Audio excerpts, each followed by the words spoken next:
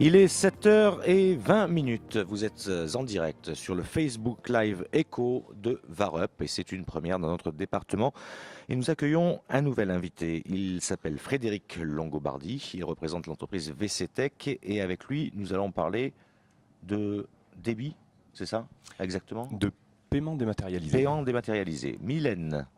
Alors bonjour Frédéric.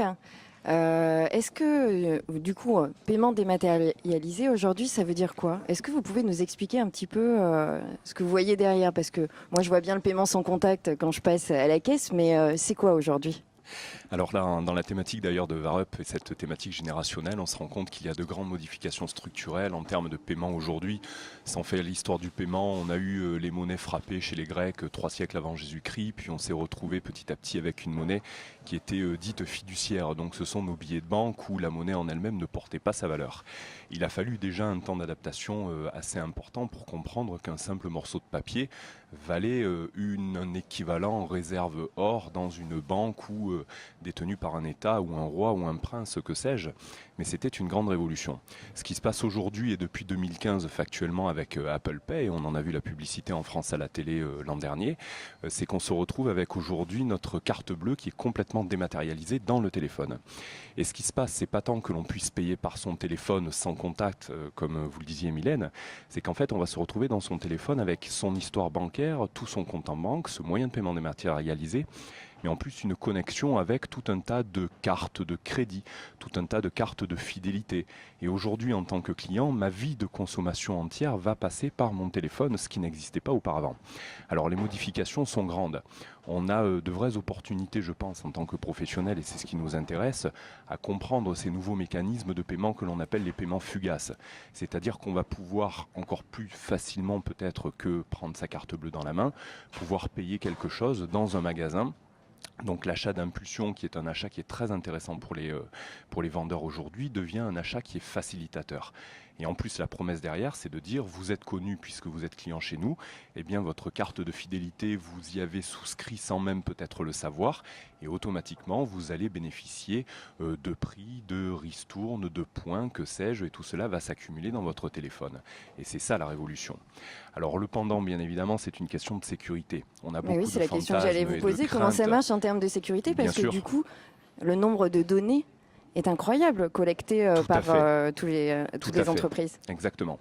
Alors là aussi, j'ai envie, moi, de voir un côté plutôt intéressant dans cela et un côté Positif. opportunité, positif. C'est- De toute façon, on sait que la carte bleue, elle est faillible. Elle est faillible par l'humain. On peut se faire voler son numéro et du coup se faire voler sa carte bleue et on perd sa capacité en fait de pouvoir détenir ces données de manière sécurisée.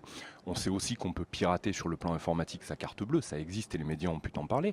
Un petit peu plus compliqué, mais ça existe quand même. Donc dans le téléphone, il n'y a pas forcément plus de risques. Si les virus, on peut à distance se faire pirater ces données, mais je crois que chronologiquement, des solutions vont arriver qui vont renforcer cet aspect-là. Par ailleurs, Apple Pay se dote également sur les terminaux compatibles avec sa solution d'une capacité de s'identifier peut-être par empreinte digitale ou par d'autres dispositifs que l'on appelle biométriques.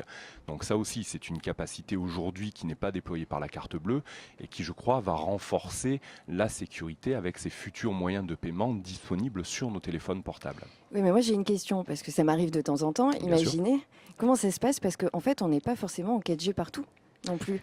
Parce que dans ces cas-là, vous me dites que mon téléphone devient l'outil de paiement. Oui. Mais comment ça va se passer pour que je puisse payer partout? Parce que mes pièces, je les avais dans la poche et je savais où les trouver. Tout à fait. Mais si Mais j'ai plus de il faut réseau. croire dans un monde hyper connecté demain. Alors évidemment que dans ce marché mondial, il y aura encore demain des pays qui ne seront pas connectés, mais ces solutions intègrent du temps réel, donc on va payer en temps réel avec son téléphone et on sera débité en temps réel et ainsi de suite, mais des solutions de paiement en temps différé vont exister. Par ailleurs, effectivement, dans des pays qui ne sont pas équipés aujourd'hui de la 4G ou d'autres technologies, que sais-je, mais autour du très haut débit, on peut de toute façon imaginer qu'ils ne soient pas non plus équipés des fameux terminaux de paiement, les TPE, qui soient compatibles avec cette technologie.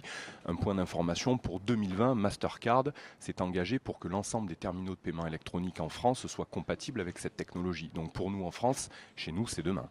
Donc C'est-à-dire qu'à terme, il n'y a plus de liquide. Hein, ça va dans Tout le à sens fait. de À l'histoire. terme, il n'y a plus de liquide. D'ailleurs, les Ça États va poser des aujourd'hui problèmes. Vous sont savez qu'il y a intéressés. quelques résistances par rapport à ça. Il y a quelques résistances. Ouais. Alors, ce qui est intéressant aussi, c'est qu'on voit apparaître des monnaies dites locales, qui sont des monnaies non tout à adossées fait, aux États, les bitcoins, avec ouais. une une Au-delà du non-équivalence Bitcoin, c'est sur vrai que les la monnaie marchés. locale. Et puis effectivement, il y a les bitcoins, il y a beaucoup de choses autour de cela.